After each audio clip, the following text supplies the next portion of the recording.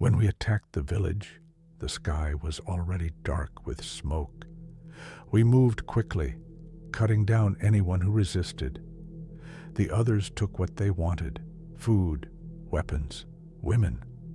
I wasn't supposed to be here. I was too young, not strong enough to wield a sword properly, but my father had forced me to come. Learn what it means to be a man, he had told me. I had expected glory. Instead, I watched a man's throat open under an axe. I saw children crushed under the weight of falling timber. I watched the dying as they crawled through the mud, reaching for something, anything, to save them. And I felt nothing. Or maybe I felt too much, because when the others left, I was still standing there. And by the time I realized what was happening, the ships were already gone. I ran to the shore. The longships were vanishing into the horizon. I yelled, screamed for them to come back. No one turned. I was alone. I ran back to the burning village, searching for any sign of my crew, anyone who had been left behind. Instead, I heard footsteps, survivors, angry survivors. I ducked behind a fallen cart, my breath coming in short, panicked gasps. They were searching the wreckage, shouting to each other in a language I barely understood, looking for me. I stayed hidden until nightfall. Then I ran. The village was no longer safe. They would search every house, every ruin, looking for a Viking to take revenge on.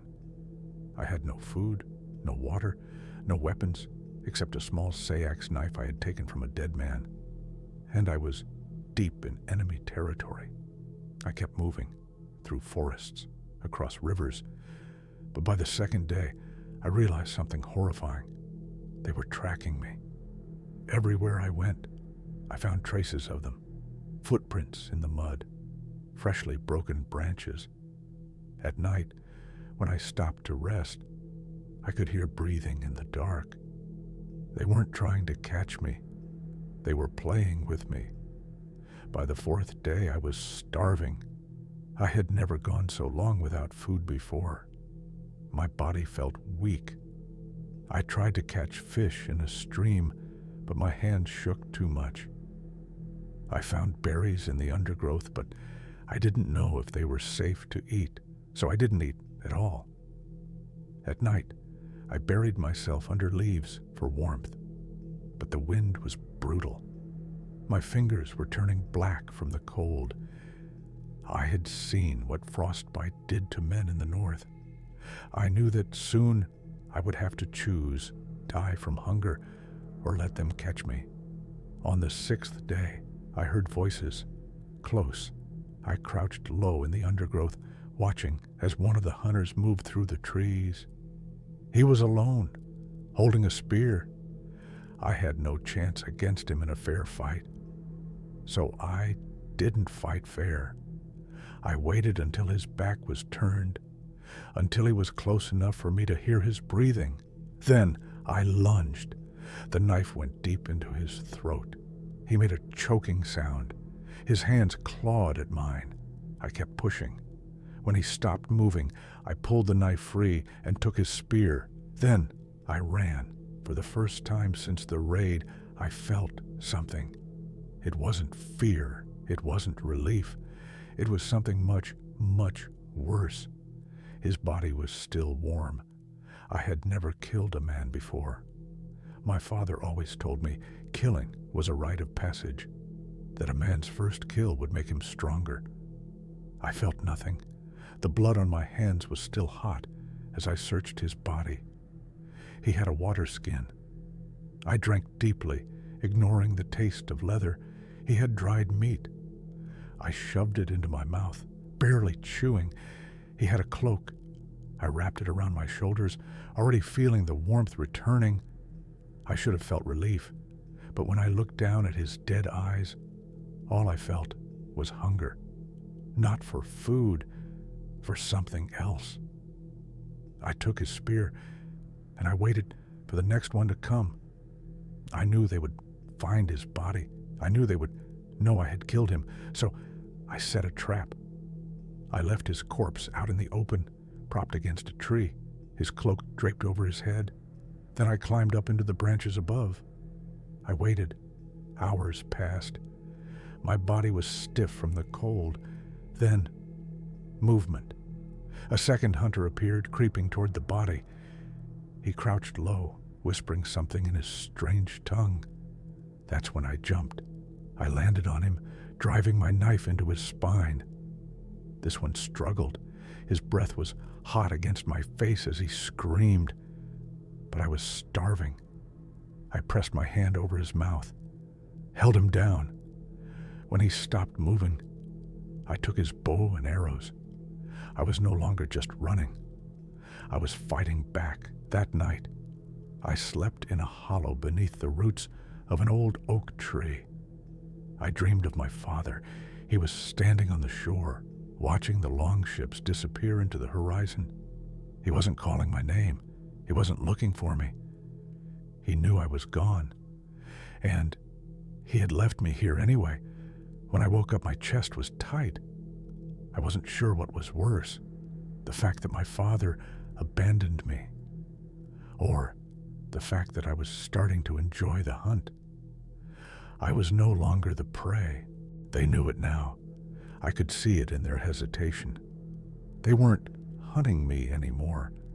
They were defending themselves. There were 3 left, and they were getting desperate. They set traps of their own, hiding along riverbanks, waiting in the tall grass. But I was faster, hungrier. By the time the last one was standing, he didn't even try to fight. He just looked at me. Then he ran. I let him. Because I knew he wouldn't survive the winter, I had become something else, something worse than him, something that was never meant to leave this forest. The final man had run. I should have chased him, but I didn't. I just stood there, watching his shadow disappear between the trees. The hunger in my belly was fading. The blood on my hands was drying. The wind was biting at my skin, but I didn't feel the cold anymore. I wasn't running. I wasn't hiding. I was alone. And for the first time, that scared me more than the hunt ever did. I don't know why I went back. The village was burnt to the ground. Charred wood, blackened skeletons, the remains of people I didn't even know.